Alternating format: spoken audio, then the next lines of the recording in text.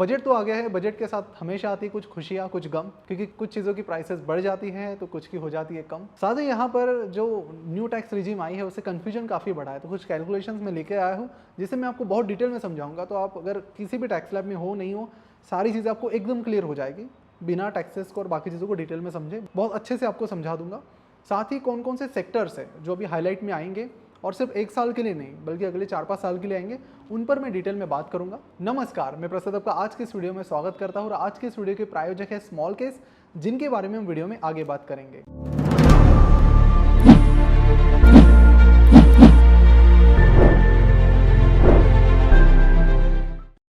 हमने इस बजट को बहुत आसान भाषा में आपको समझाने के लिए इसे 3 हिस्सों में बांटा है। पहला हिस्सा है टैक्सेशन का, जो कि हर मिडिल क्लास पर्सन के लिए बहुत इंपॉर्टेंट होता है। तो मिडिल क्लास के लिए बहुत अच्छी खबर यह आई है कि 7 लाख तक अगर आपका इनकम है तो आपको टैक्स रिबेट मिलेगा और आपको कोई भी इनकम टैक्स पे नहीं करना पड़ेगा। लेकिन फिर सवाल तो यही आता है कि 7 लाख से कम है तो ठीक है, 7 लाख से ऊपर है तो फिर क्या करना चाहिए? बिकॉज अभी भी गवर्नमेंट ने बोला है कि बाय डिफ़ॉल्ट तो हम न्यू टैक्स रिजिम को लागू कर रहे हैं, लेकिन आप ओल्ड टैक्स रिजिम को भी चुन सकते हैं। और फिर यहीं पर सबसे बड़े कन्फ्यूजन आने लगते हैं। हमें लगता है कि क्या हमें सीए की ज़रूरत पड़ेगी क्या, लेकिन समझने के लिए हमने इसे बहुत आसान कर दिया है इन कैलकुलेशंस की मदद से। तो कुछ कैलकुलेशन और डेटा क्रंचिंग करने के बाद हमें ये समझ में आया कि 7 लाख के केस जो है उसमें तो खैर नो ब्रेनर है कि आपको न्यू टैक्स रिजिम सिलेक्ट करनी है, लेकिन 8 लाख के केस में शॉकिंगली आपको ओल्ड टैक्स रिजिम चुननी चाहिए। अब मैं ऐसा क्यों कह रहा हूँ? बिकॉज न्यू टैक्स रिजिम में आपको कोई भी डिडक्शन नहीं मिलता है, लेकिन ये चीज़ सभी के लिए अप्लीकेबल नहीं है। अगर आपका इनकम 12-13 लाख है, 15 लाख है, 20 लाख है, तो हर किसी के लिए यहाँ पर चीज़ें चेंज हो रही है, उससे मैं बताऊंगा। जैसे कि मैंने बात की कि ओल्ड टैक्स रिजिम में आपको कई सारे टैक्स डिडक्शन मिल जाते हैं, तो उसमें कुछ जो बेसिक टैक्स डिडक्शन है वो है ATC, जिसके अंडर आप कुछ LIC पॉलिसीज़ है या फिर ELSS म्यूचुअल फंड है, उसमें इन्वेस्ट करके 1.5 लाख रुपीज़ तक टैक्स बचा सकते हैं सीधा सीधा। 50,000 रुपये स्टैंडर्ड डिडक्शन में आप बचा सकते हो। उसके बाद आप 50,000 रुपये तक अगर आप घर पे लोन लिया है, कोई फ्लैट या घर लिया है, तो उसके इंटरेस्ट के तौर पर आप 50,000 बचा सकते हो। NPS में इन्वेस्ट करके और 50,000 रुपये बचा सकते हो। और इंश्योरेंस पर, हेल्थ इंश्योरेंस पर आप और पैसे बचा सकते हो। जैसे आप अपनी वाइफ का और बच्चों का करते हो तो 25,000 तक आप वहाँ पर बचा सकते हो, और अपना पेरेंट्स का करते हो तो 20-25,000 आप वहाँ पर बचा सकते हो। तो पेरेंट्स का पार्ट अगर हटा भी दे तो 25,000 का यहाँ पर टैक्स डिडक्शन आ जाता है आपको। तो अगर आप मेडिक्लेम का जो टैक्स बेनिफिट है वो सिर्फ 25,000 का ही लेते हो टोटल, मैं थोड़ा कंजर्वेटिव साइड में देख रहा हूँ बिकॉज ज़्यादा लोगों का नहीं होता है उतना, तो 25,000 तक लेते हो। और ये जो बेसिक डिडक्शंस है ये तो बहुत बेसिक डिडक्शंस है, उन्हें लेकर हम चलते हैं तो चीज़ें कैसे आएगी ये देखते हैं। अब देखिए इसमें एडवांस डिडक्शंस भी कई सारे हैं, लेकिन उसकी डिटेल में जाऊँगा तो फिर वीडियो काफ़ी सारे लोगों के लिए इररिलेवेंट हो जाएगा, वो केस टू केस मैटर करता है। तो अगर आपका इनकम है 8 लाख रुपए का, तो न्यू टैक्स रिजिम के हिसाब से आपको टैक्स कितना पे करना पड़ेगा? आपको 35,000 का टैक्स पे करना पड़ेगा। कैसे? तो देखो न्यू टैक्स रिजिम के हिसाब से टैक्स स्लैब कुछ इस तरह के हैं। तो ऐसे में 0 to 3 लाख, जो देखिए 7 लाख तक है तो आपको ज़्यादा सोचने की ज़रूरत नहीं है, लेकिन 7 लाख से 1 रुपये भी ज़्यादा है तो आपको टैक्स कुछ इस तरह पड़ेगा। 0 से 3 लाख तक कुछ नहीं लगेगा। 3 लाख to 6 लाख आपको 5% टैक्स पे करना होगा, और फिर 6 लाख to 9 लाख आपको 10% टैक्स पे करना पड़ेगा। तो पहले 0 to 3 आपको 0 पे करना पड़ा। 3 लाख to 6 लाख आपको कितना पे करना है? ये जो 3 लाख to 6 लाख यानी 3 लाख रुपीज़ की जो अमाउंट है उस पर आपको 5% टैक्स पे करना है। तो 3 लाख का 5% इज़ 15,000। अब फिर आपका 8 लाख का इनकम है तो 6 से 9 के बीच 10% का टैक्स लगेगा आपको, लेकिन हमारा तो 8 लाख ही है, तो 6 से 8 यानी जो 2 लाख रुपए है इस पर आपको 10% का टैक्स लगेगा, जो कि 20,000 रुपये है। तो 15,000 प्लस 20,000 टोटल 35,000 का आपको टैक्स लगेगा, जिस पर आपको 4% का सेस लगता है, जो कि निकल कर आएगा इस केस में 1,400 रुपीज़। तो total tax new tax regime में आपको कितना लगेगा? 36,400 रुपीज़। अब ओल्ड में क्या होगा? तो ओल्ड में शॉकिंगली आपके जो डिडक्शन है उसमें ही आपका सब कुछ इनकम निकल जाएगा और आपको नेट 0 टैक्स लगेगा अगर आप ओल्ड टैक्स रिजिम के हिसाब से 8 लाख के इनकम के हिसाब से जाते हो और ये बेसिक टैक्स डिडक्शन अप्लाई करते हो तो। लेकिन क्या होगा अगर आपकी इनकम 10 लाख रुपए है तो अगर आपकी इनकम 10 लाख रुपए है तो वही है कि 0 to 3 लाख 0, 3 to 6 लाख, उस 3 लाख के लिए आपको 5% देना है, 15,000 हो जाएगा। फिर 6 to 9 लाख के लिए आपको 10% पे करना है, तो वो जो 3 लाख है, 6 लाख to 9 लाख के बीच में जो 3 लाख रुपए है उस पर आपको 10% देना है, दैट इज़ 30,000। और फिर 9 लाख से 12 लाख के बीच आपको 15% का टैक्स पे करना है, लेकिन आपका इनकम 10 लाख है तो 9 लाख के ऊपर जो 1 लाख रुपए है उस पर आपको 15% टैक्स पे करना है। तो 1 लाख का 15% कितना हुआ? 15,000 रुपये। तो आपको 60,000 का टैक्स लगेगा, उस पर 4% का सेस ले लीजिए यानी 2400, तो टोटल कितना आएगा? 62,400 रुपीज़। लेकिन वही हम ओल्ड टैक्स रिजिम के हिसाब से जाते हैं तो आपको कितना टैक्स लगेगा, 47,500 का आपको टैक्स लगेगा और 1900 का सेस लगेगा, यानी 49,400 का। तो जहाँ पर 62,000 के करीब का टैक्स था, यहाँ पर 49,000 लग गया। यानी 10 लाख रुपए के लिए भी अगर आप ये बेसिक टैक्स डिडक्शन अप्लाई करते हैं तो old tax regime is still better. 13 lakh का आपका इनकम है तो वहाँ पर क्या होगा, यहाँ पर चीज़ें बदल जाती है। यहाँ पर आपका न्यू टैक्स रेजिम के अनुसार टोटल टैक्स जो है वो लगेगा 1,14,400 रुपीज़ और ओल्ड टैक्स रेजिम के अनुसार आपको लगेगा 1,11,800। यानी फ़र्क यहाँ पर ज़्यादा नहीं है, लगभग सेम ही है। आपको केस टू केस चीज़ में यहाँ पर कंपेयर करके देखना पड़ेगा कि ओल्ड टैक्स रेजिम के हिसाब से मेरे डिडक्शन कौन कौन से हैं। तो 13 लाख तक भी it make sense to go for old regime. Case to case में शायद थोड़े बहुत चेंजेस आ सकते हैं, लेकिन अगर आपका इनकम अगर 17 लाख रुपए है तो यहाँ पर आपको जो टोटल टैक्स फिगर है वो बड़ी इंटरेस्टिंग है। 2020 2,02,020 रुपये आपको पे करने हैं और ओल्ड टैक्स रेजिम के अनुसार ये जो अमाउंट है ये निकल कर आती है 2,34,000 रुपीज़। अब 17 लाख के इनकम के लिए आपका ओल्ड टैक्स रेजिम का जो अमाउंट है वो बढ़ गया है एंड अच्छा खासा बढ़ा है, 34,000 से ज़्यादा यहाँ पर आपको लगेगा। वही अगर 20 लाख का इनकम है तो यहाँ पर भी आपको कुछ उसी तरह देखने मिलेगा। न्यू टैक्स रेजिम के अनुसार आपको लगेगा टोटल टैक्स 2,95,000 रुपीज़ का, यानी लगभग 3 लाख रुपये का, और ओल्ड टैक्स रेजिम के अनुसार वो लगेगा 3,27,000 रुपीज़ का। यानी इस केस में भी आपको न्यू टैक्स रेजिम के साथ जाना बेटर रहेगा। इसके कैलकुलेशंस में मैं कमेंट सेक्शन में दे रहा हूँ, आप आराम से चेक कर लेना। तो अगर मैं आपके लिए समराइज़ करूँ तो कुछ ऐसा होगा कि 7 लाख से कम अमाउंट है तो न्यू टैक्स रेजिम के साथ जाना है, नो ब्रेनर। और 7 से 10 लाख के बीच में तो मोस्ट ऑफ द केसेस में ओल्ड टैक्स रेजिम ही आपके लिए बेनिफिशियल रहेगी अगर आप कुछ बेसिक टैक्स डिडक्शन लेते हैं तो। और 10 से 15 के बीच केस टू केस बेसिस पर वैरी करेगा, लेकिन उसमें भी ज़्यादातर केसेस में old tax regime would be better. लेकिन 15 के बाद आपको फिर धीरे धीरे जैसे आप आगे जाएंगे आपको न्यू टैक्स रेजिम ही बेटर दिखने लगेगी। इसका एक रीज़न ये भी है कि अगर आपकी इनकम 15.5 लाख या उससे ज़्यादा है तो आपको 52,500 का स्टैंडर्ड डिडक्शन भी मिलेगा, जो कि पहले न्यू टैक्स रेजिम में नहीं था। तो आई होप यहाँ पर टैक्सेशन में तो सारे आपके डाउट्स क्लियर हो गए होंगे। अगर आपके इसके रिलेटेड कुछ क्वेरीज भी है तो आप नीचे कमेंट सेक्शन में ज़रूर पूछ लेना। अब दूसरा सेक्शन जो हमारा है वो है उन सेक्टर्स के बारे में जिनको काफ़ी बेनिफिट मिलेगा। अब एज एन इन्वेस्टर हमारे लिए ये समझना बहुत ज़रूरी होता है कि यार कौन कौन से वो सेक्टर है जिसको गवर्नमेंट पुश करी हो और जहाँ से एज एन इन्वेस्टर हमें भी फ़ायदा मिल सकता है। तो शुरुआत में करता हूँ इंफ्रास्ट्रक्चर से। तो अगर मैं रेलवे इंफ्रास्ट्रक्चर की बात करूँ तो रेलवेज पर गवर्नमेंट काफ़ी हेवीली पैसा इन्वेस्ट कर रही है। पिछले साल इन्होंने लगभग 1.5 लाख करोड़ के करीब अमाउंट इन्वेस्ट की थी रेलवेज में। अब अपकमिंग बजट में अमाउंट जो है ये बढ़ा दी है 2,40,000 करोड़ की। अब इससे ये फायदा होगा कि रिसेंटली हमने देखा है कि वंदे भारत ट्रेन शुरू हो गई है, बुलेट ट्रेन का भी काम शुरू हो गया है। तो गवर्नमेंट पुश कर रही है कि वंदे भारत जैसे जो हाई स्पीड ट्रेन है उसका नेटवर्क बढ़ाया जाए और जो इंफ्रास्ट्रक्चर है वो उसे बेहतर बनाया जाए। इससे आपको क्लियर आइडिया नहीं आएगा कि इंफ्रास्ट्रक्चर बूस्ट कितना है, लेकिन 2013-14 के बजट में रेल पर जो इन्वेस्टमेंट थी वो अराउंड 30,000 करोड़ थी और अब जो है वो 2.4 लाख करोड़ है। यानी कि 8 से 9 गुना यहाँ पर जो इन्वेस्टमेंट है वो बढ़ाई गई है पिछले कुछ सालों में रेलवे इंफ्रास्ट्रक्चर पर। और इससे ऑफकोर्स बूस्ट मिलेगा जितनी भी रेलवे रिलेटेड कंपनीज हैं, और उसमें से काफ़ी सारी तो अभी गवर्नमेंट ओन्ड कंपनीज हैं, लेकिन धीरे धीरे अभी प्राइवेटाइजेशन को भी ये फोकस कर रहे हैं।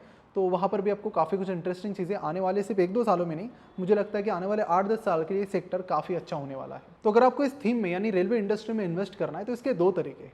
या तो रेलवे इंडस्ट्री की कंपनीज को चुन के उनका इंडिविजुअल एनालिसिस करना और उनमें इन्वेस्ट करना, या फिर अगर आप इस ओवरऑल इंडस्ट्री पर बुलिश हो और उसमें इन्वेस्ट करना है तो आप स्मॉल केस के एक थीम में इन्वेस्ट कर सकते हो जिसका नाम है ट्रांसपोर्टिंग इंडिया, जो कि रेलवे इंडस्ट्री पर बेस्ड है। तो यहाँ पर अलग अलग रेलवे इंडस्ट्री के स्टॉक्स आपको मिल जाएंगे और उनके पास्ट रिटर्न्स और ट्रैक रिकॉर्ड भी आप चेक कर सकते हैं। इसकी लिंक आपको नीचे डिस्क्रिप्शन और कमेंट बॉक्स में मिल जाएगी। सिर्फ रेलवे तक ही नहीं, गवर्नमेंट बाकी इंफ्रास्ट्रक्चर पर भी काफ़ी पुश कर रही है और स्टेट गवर्नमेंट को 50 साल के लिए इंटरेस्ट फ्री लोन दे रही है 1.3 लाख करोड़ का।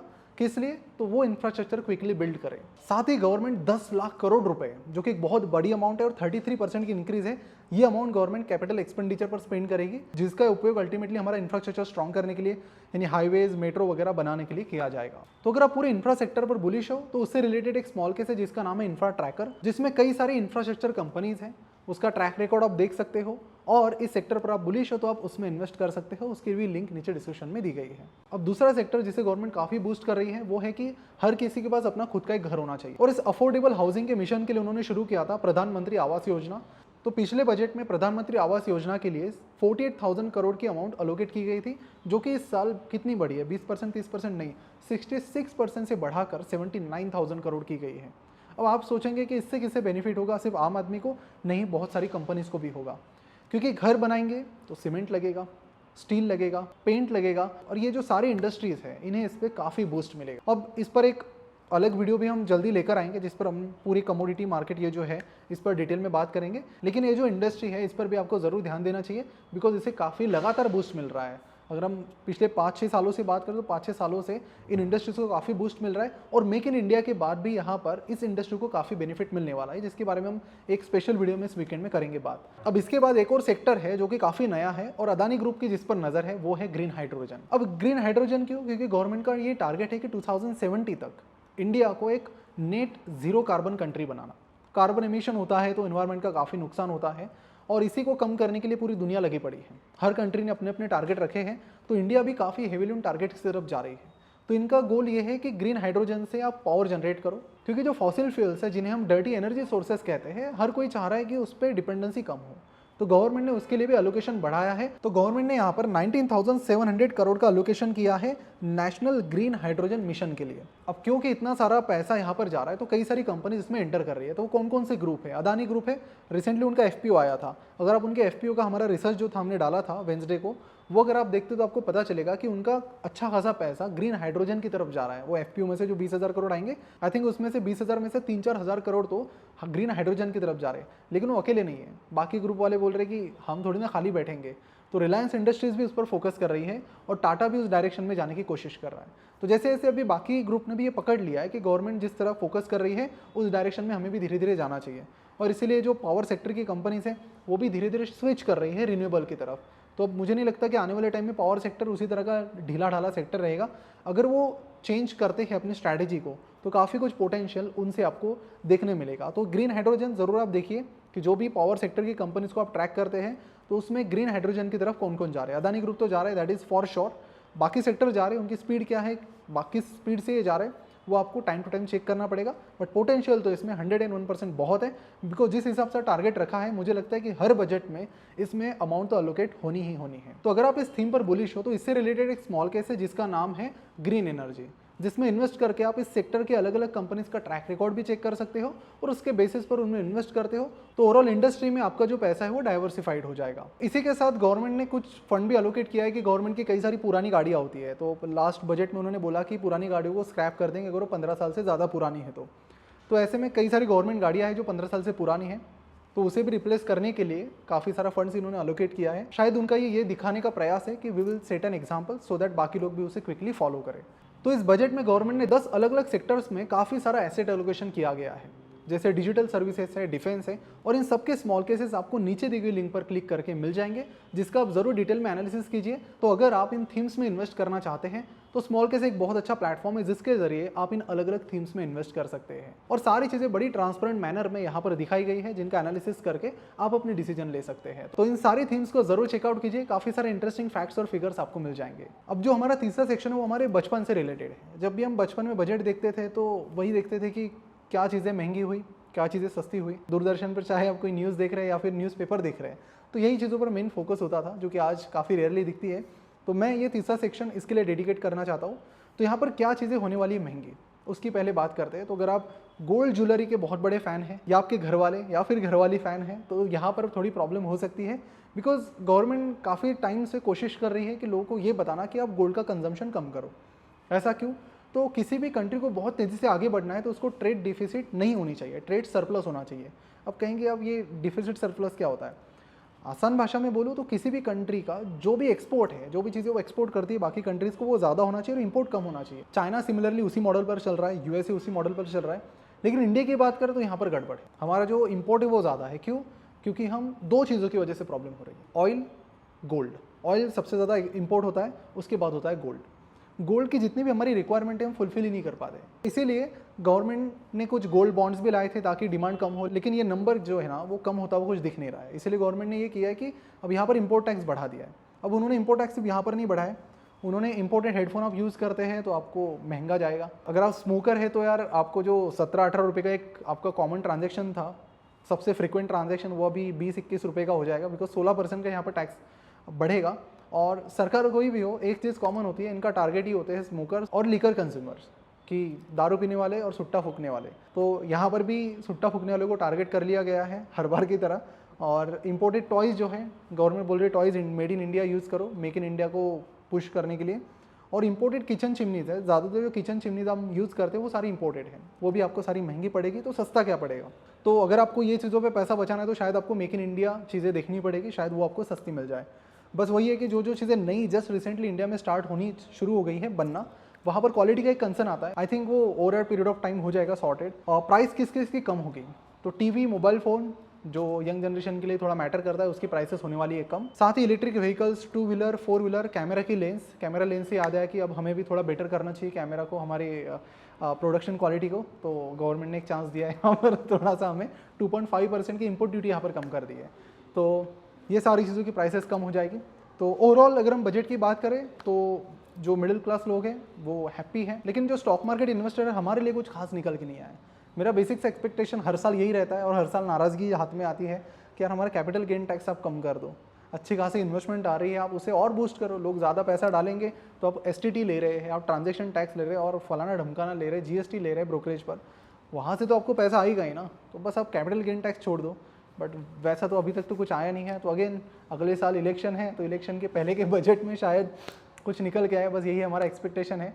मेरा तो ये भी एक्सपेक्टेशन का जो 5 से 7 लाख है ये शायद अगले बजट में आएगा, बिकॉज अगले बजट के टाइम इलेक्शन ज़्यादा मैटर करेगा, क्योंकि ये 1 साल में तो लोग भूल जाएंगे क्या है क्या नहीं। और हर पॉलिटिकल पार्टी का तो माइंडसेट ही होता है कि इलेक्शन के पहले 2 महीना पहले जो बजट आता है वहाँ पर करना है। बट चलो अच्छी बात है कि इनकम टैक्स का आ गया, बट हम इन्वेस्टर के हाथ में कुछ खास अभी तक तो आया नहीं है। वेट करते हैं अगले बजट के लिए, और आई होप आपको आसान भाषा में सारी चीज़ें समझाई गई हैं, और ये स्ट्रेट फॉरवर्ड जो भी मुद्दे आए हैं मैंने वो उठा के आपको बताए हैं।